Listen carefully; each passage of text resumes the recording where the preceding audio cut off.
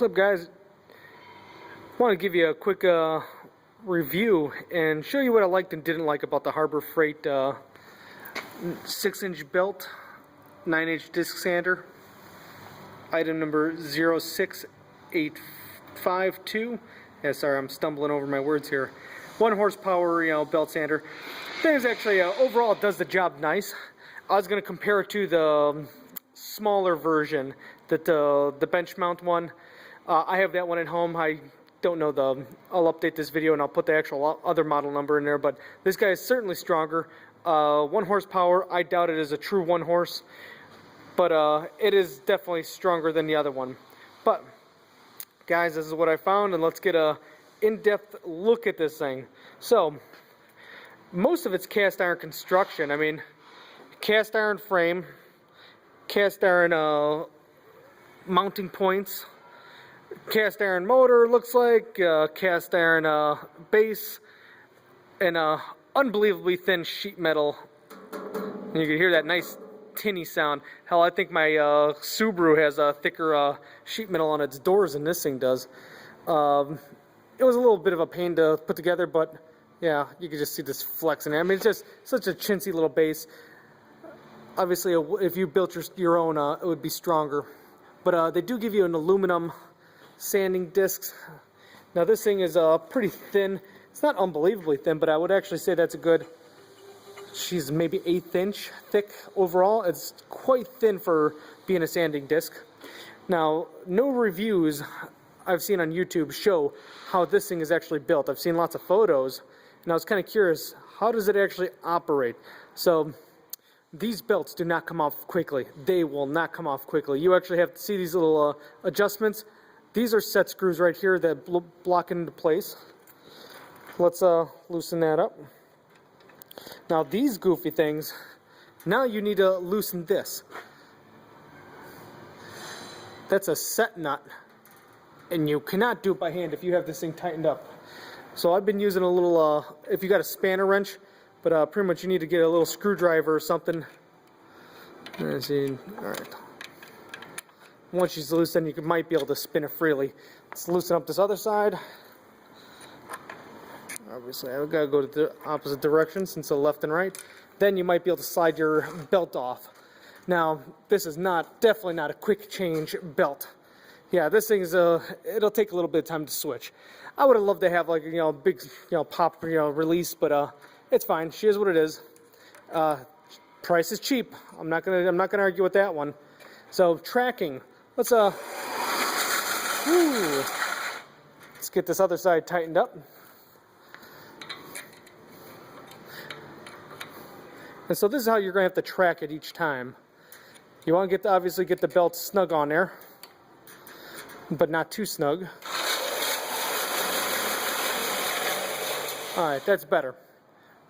Now, this thing, it depends on your use. It is cast iron, but it's pretty much useless to me. This is an aluminum table.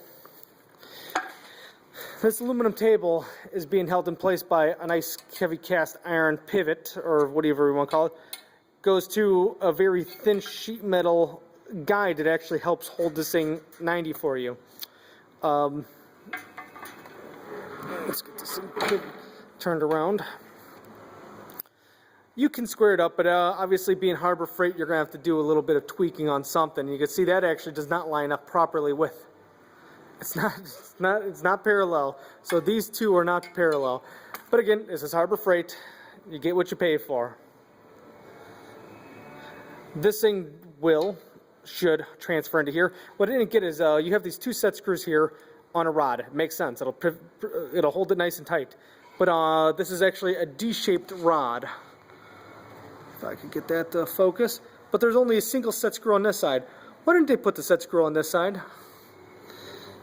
I don't know. Maybe they did that so you could pivot the thing. I don't know. But yeah, to me, just as a engineer and a mechanic, I would just assume have all set screws tighten on to the flat on that rod. But whatever. Okay, this thing.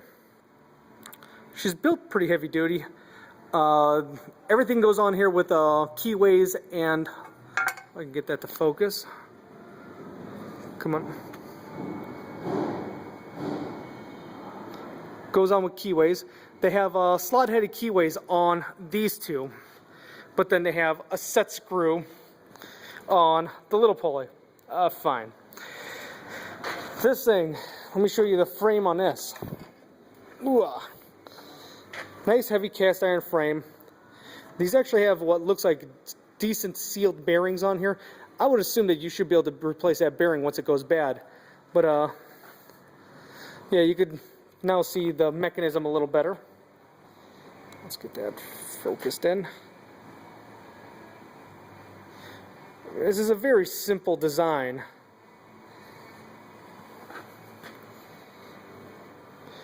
I plan on doing knife making on this thing. Now, what I'm going to tell you guys is what I'm going to build out next.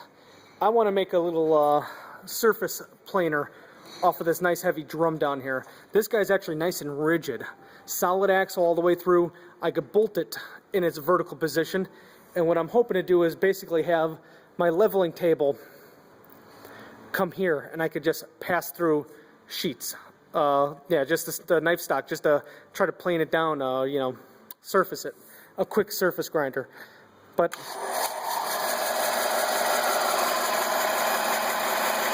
and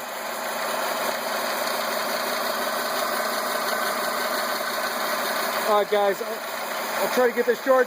This is obviously a video to show you guys how it was built and how it operates, not necessarily how it operates. Some guys are showing you, oh, you can sand on it. Okay, we got that. But when I'm buying something, I kind of want to know, how is it built and what is it going to do for me? Guys, thank you very much for watching. If you like it, please subscribe. If you don't like it, it's alright. Share your comments. I don't give a damn. We're here to share information with each other, guys. So that's what it's all about.